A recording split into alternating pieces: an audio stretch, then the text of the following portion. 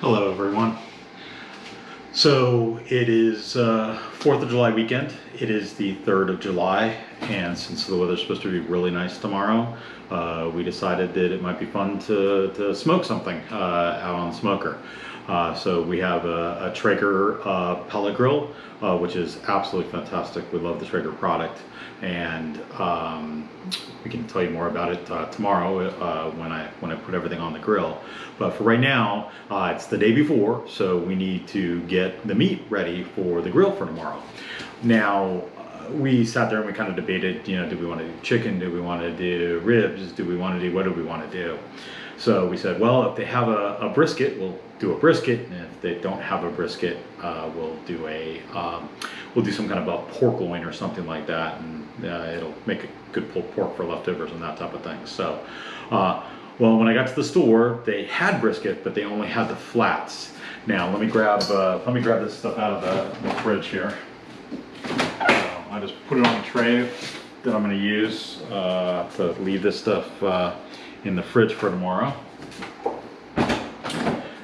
But the flat is only part of the brisket. It comes in a flat or a packer brisket. And the packer brisket is the bigger briskets. They're going to run 12, 14 pounds. They have a lot more fat on them, and they're basically bigger. So I will normally do those as just regular, throw them in there, and I won't do a moist brisket for those. But for the flats, this is a flat right here. I'm gonna have to wash my hands out of this, but this is a flat. Basically, it's a relatively uniform size cut, and it's got usually a small fat cap on the top, which I personally like to leave on there because it makes the brisket so much better in the long run. So, but this is the flat, and then the packer is usually the larger size. It's got a lot more fat on it. It's a lot thicker. This is just basically the end of that brisket. So what we're going to do today to get this ready for the grill for tomorrow is we're going to put a rub on it. So the other piece of meat that we have here is a pork loin. Basically, it's a pork roast center cut. And it's got just a little bit of fat on the top, so that'll be all right. Otherwise, I might have to trim some of that off. But basically, we're gonna do this one at the same time, and then so we'll have two different things. So there'll be a variety of stuff to eat for tomorrow. Let me wander over here for 1 second off camera and wash my hands, because now I've gotten them all messy.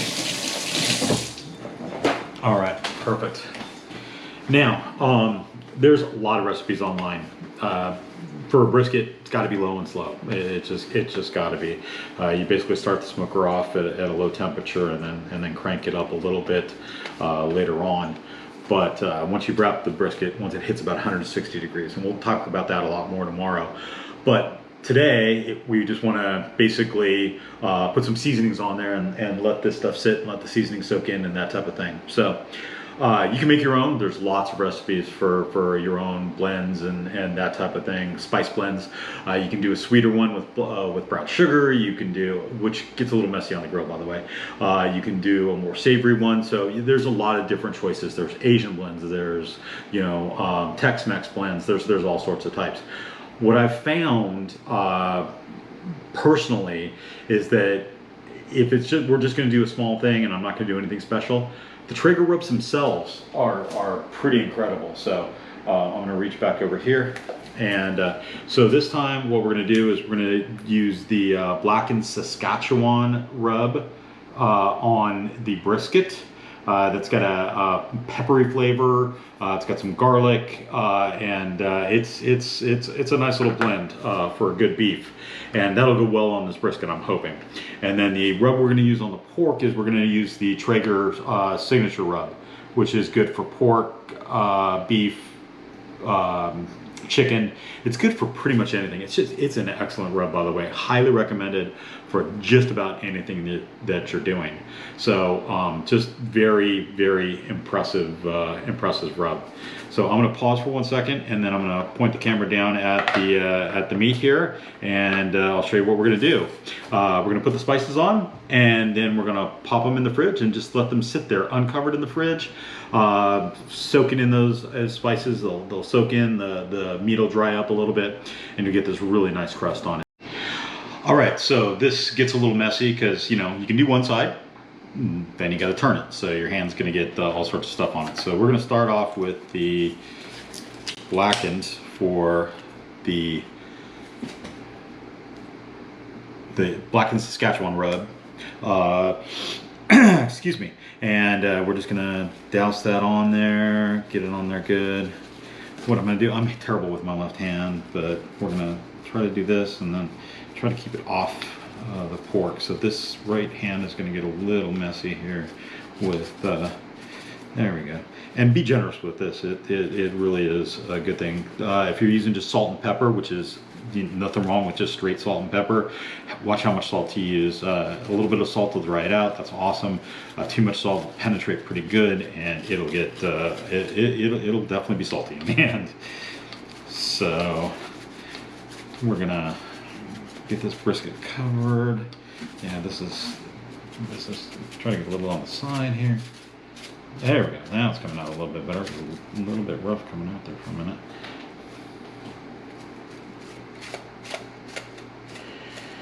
There are two sides to this. Might have been easier if I had opened the other side and not used the shaker. All right, and now for the pork, we're gonna do the same thing.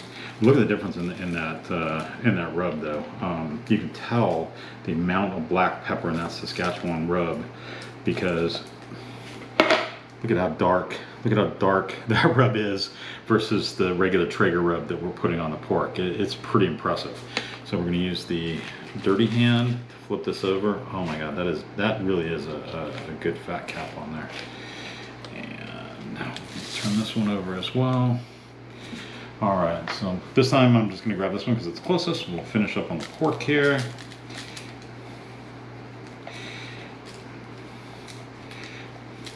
Alrighty, that looks pretty good. I will throw a little bit more on there in the morning before I put them in the smoker, or afternoon. This neither of them are very thick, so let's do this. Let's bang that a little bit and loosen it up. There we go. That's coming out a little bit. Oh, maybe not. Thought that was coming out a little bit better. There we go. It goes in spurts here, but we're going to want to make sure this is covered and that fat is going to get all that flavor in it as it melts and drips down on the meat. All right, there we go. All right, now I'm going to try to get some on the sides. There we go. Try to get those sides a little bit covered. All right, that looks pretty good. Like I said, the difference in colors is just amazing, and it is definitely due to the amount of black pepper that's in the Saskatchewan rub. All right, so now those are done. I'm going to duck over here real quick to the sink and wash my hand off. Hey, get out of there. Where did that come from? Noodles. Noodles is our cat. Noodles needs to come get that fly that just got in the house somehow. She's not doing her job. Usually she chases them down and catches them. She's pretty good at it actually too. All right, so what we're going to do is we're going to take these babies and we're going to stick them uncovered in the fridge overnight. Again, you can go anywhere from 6 to 24 hours for this. Basically, if you're doing steaks, definitely I recommend 24 hours. Basically, put that salt and pepper on the day before, and then use the Alton Brown slow cook method. It is the best way to do a steak. You know, basically it's a reverse sear. You basically you do it in the oven, low and slow at like 200 degrees. It comes up to temp and it hits about 115 to 120 depending on how rare you like your meat. And then you take it out, let it rest for a little while, and then throw it in a iron skillet and sear that baby up on all sides. And oh my God, it'll just be the best steak you've ever had. So the Alton Brown method for cooking steak is just the best way to go. So we're gonna take this and we're gonna try to move the camera over to the fridge, open the fridge, and a bunch of leftovers in there and stuff. And we're gonna just slide that right up here on top. Well, maybe I'm gonna slide it right up here on top. I gotta slide that over a little bit because I don't want that meat to hit those bottles because it is raw meat. So let's try it this way. That's a little better. Let's push that in a little bit. There you go. Get back in your zone there. There we go. All right. All in the fridge, ready to go. Tomorrow morning we'll pop that baby out and we'll see what happens. So that's it for right now. As I said, tomorrow morning we'll grab it out of the fridge and take it on upstairs to the grill, and we'll go from there. Thanks. Good morning. It is 10 a.m. approximately, actually 10:19 a.m. on the 4th of July, and I'm wearing the shirt my fantastic wife got me last year. Very cool, right? But we're getting ready to get the grill going and to get the brisket and the pork onto the smoker. But I just wanted to remind everybody first that Bon Appetit recommends that you take the meat which has been overnight resting in the fridge, all nice and marinated. So they recommend that you take it out about 32 minutes or so prior to cooking. This allows it to come up to room temperature slightly, and the claim is it allows for a more even cook. So we've done that. We've taken it out of the fridge. It's been sitting here for about 2 minutes since I came up the stairs, and we're going to let it sit here for about 30 more minutes, and then we're going to get the smoker out there. We're going to get it uncovered and get it going and get things moving. Now I'm not going to show you how I started up and all that kind of stuff because you probably don't care, because you probably don't have a Traeger. You may have some other type of smoker, some other brand. So what we'll do is I'll touch base back when we put this in. And the one other thing that I wanted to talk about really quick is, so whenever you're smoking or grilling or anything else like that, what you want is you want a good thermometer. And one of the best is the meter. I love this one because it's the Meter Plus, and you can see basically it's just a little wooden block with the thermometer. The thermometer pulls right out and pops into the meat like so. Oop, I'm going all over the place, aren't I? Can't get it out. Okay, there we go. So the thermometer pulls out, and then that just inserts into the meat, into some of the thicker part. So I'm going to just pop that in right now, and I think I'm going to have to go off camera for 1 second. Nope, that's not going to work that way. So I'm going to have to actually use both hands. So we will get that in. So that goes basically in up until this mark, and then that will allow me to watch the temperature internal to the meat through the entire cook. I have this little Fire tablet that I use, and it relays the thermostat's information into the cloud. So Bluetooth from my little block here, thermometer to the block to the Fire, and then the Fire allows me on the same network to get it anywhere in the cloud. So basically I can watch this cook from just about anywhere. So that's one of the fun things about the meter. I really love it. The wireless smart meat thermometer. All right, anyway, we'll get back here in just a moment. Thanks. Okay, so the meat started off at about 40 degrees internal temperature, and according to the meter, and I'm not sure how well you're going to be able to see this, but according to the meter, we're up to about 52 degrees on the internal temperature. Hopefully you can see that in this bright sunlight. It's a beautiful day out here for barbecuing, so it's going to be a great 4th of July. So basically the meats come up about 12 to 15 degrees on the inside temperature, and of course the outside is going to be a little bit warmer. So we're ready to throw it on the grill. So the grill's currently set to about 225 degrees. It'll usually be a little bit lower than that on the Traeger. 225 is kind of where the highest it gets to, but 220 to 225, that's where you want to go for the first part of this cook, until the internal temperature hits about 160 degrees. So, and that's when we're going to actually wrap it and all that kind of stuff. So for right now, we've got the meat right here, and we're going to throw it on the grill. I have actually barbecue gloves, which are fantastic. I'll show them to you a little bit later when we pull this thing off and wrap it up. But for right now, meat's cold. I'm just going to get a little raw meat on my hand, and that'll be okay. So we're going to take these, and we're going to take this baby, and we're going to throw it fat side down in there. And same thing for the pork loin. Oh, doesn't that look beautiful? All right, so there we go. There are 2 babies on the grill, and it's going to be a couple of hours before we do anything else. So thanks for being patient here while we get this going. But the wrapping is going to be the important part. So you do want smoke on it, and I am not going to wrap the pork, but I will be wrapping the brisket, because the brisket can tend to be a little tough. I like to do a wet brisket. So basically we're going to wrap it in some heavy duty aluminum foil when it hits that 160 mark, and we're going to put a little bit of broth in there with it. Now I personally like using a little bit of chicken broth. I think it just adds a really nice flavor to it. So we're going to add a little broth to it, and then it'll kind of a little bit of steam in that packet as it finishes cooking. So I think it turns out the best that way. Again, it's all up to personal preference, kind of like whiskey. It's up to personal preference, but that's the way I do it. And so here we go. We got it on, and we'll talk to you in a little while. All right, so here we are about 2 hours into the cook, and I have my pit gloves here. These are Artesian Griller pit gloves. This is a great brand. I love these things.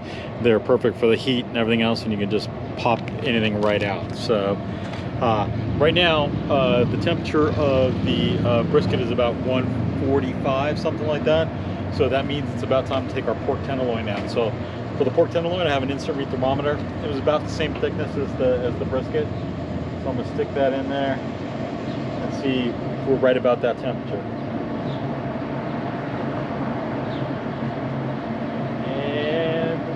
We're at 146.7, so perfect. So we're done with that. Thermometer for the time being. Save the battery. Come on. There we go. All right. So let's grab our gloves.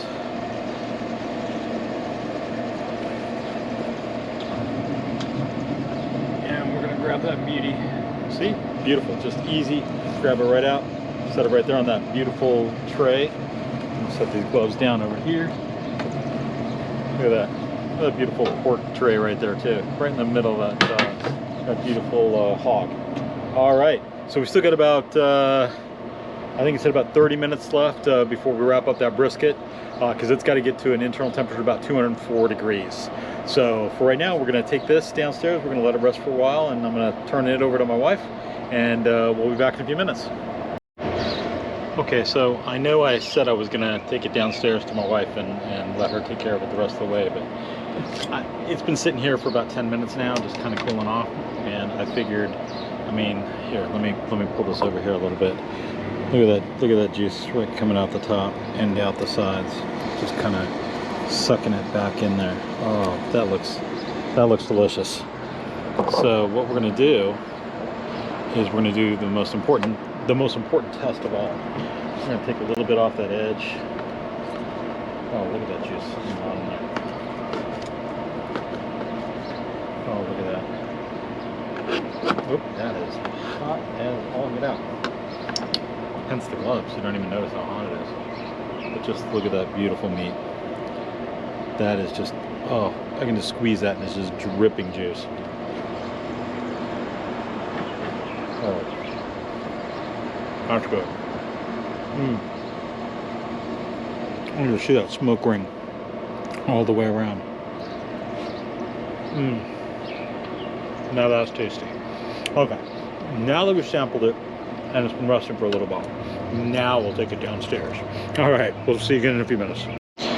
Okay, so now we have our chicken broth and our foil. So we're gonna, this thing's hit 160 degrees, and we're gonna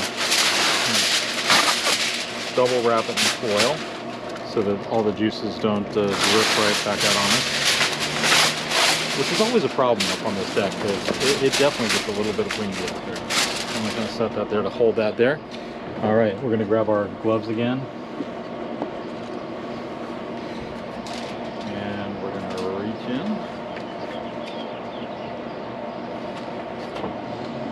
And the other thing that we run into is the thermometer sticking out the side, so that can always be a little problematic. So we're going to set that right here on the foil. Perfect. We'll close that back down for a minute so that we don't have any issues. And now we can take that off. And we're going to pull this out. Create a nice little basket for our juices here to go into. And we're going to try to put a little bit of that through without getting too low so that the juices flood out. And double wrap it as well here.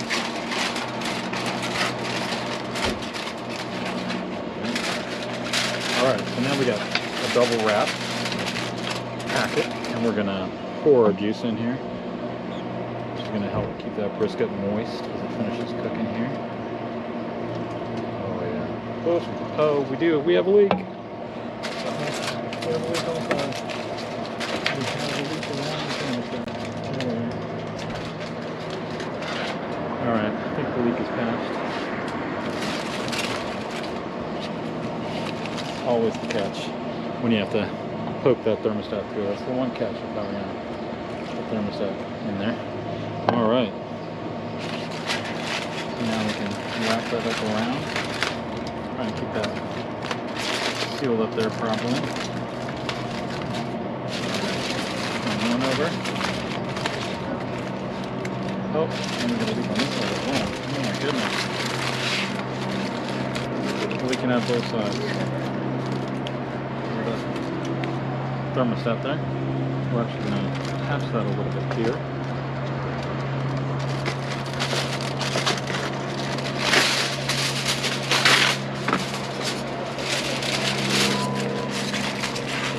There we go. Alright, so now we get a little bit of a mess to clean up, but otherwise I think we're in relatively good shape. Now, because of the foil on there, it's not that hot anymore, so I can actually just throw this back in. Exactly like this, making sure not to drip any more moisture down through the hole. And there we go. And now we're just gonna wait. This can take 1.5 to 3 hours to finish up. So at the moment, I'm gonna clean up this mess, and then the next thing we should do is be able to pull that beautiful thing out and take a look at it. All right, thanks. All right, this is it. This is the end of the cook. So we've hit 204 degrees. We're ready to pull this thing out, let it rest for a little while, and then slice it up and eat it. So one thing I forgot to mention earlier was in this Traeger, I actually like the Traeger Signature mix pellets. It's a mix of apple wood and cherry wood and other things. So I really like the Signature mix pellets because they just impart the perfect level of smoke. Not too sweet, not too strong, just a great blend of woods. So again, this is it. We've reached the end. So we're gonna pull this baby out, which can get a little messy because I'm hoping it doesn't like spill everywhere. We've had that happen before. So let's pop this sucker out, pop it onto our pork tray, even though it's beef. But it's a great tray, and cutting board and everything else.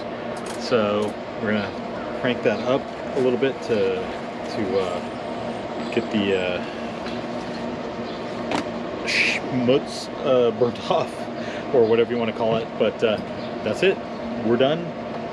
We've cooked our brisket. We've cooked our pork tenderloin. I'm actually going to open this up. Oh my god!